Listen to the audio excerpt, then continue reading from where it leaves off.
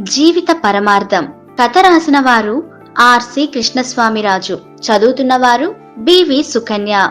ఒక యువకుడు జీవిత పరమార్థం అంటే ఏమిటో తెలుసుకోవాలని అనుకున్నాడు. దానికోసం ఎంత ఖర్చు అయినా భరించాలని అనుకున్నాడు.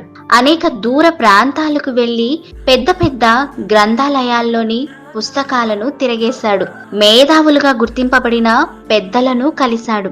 చర్చల్లో పాల్గొన్నాడు. ఎన్నో సమావేశాలకు హాజరయ్యాడు. ఎక్కడా సరైన సమాధానం దొరకలేదు.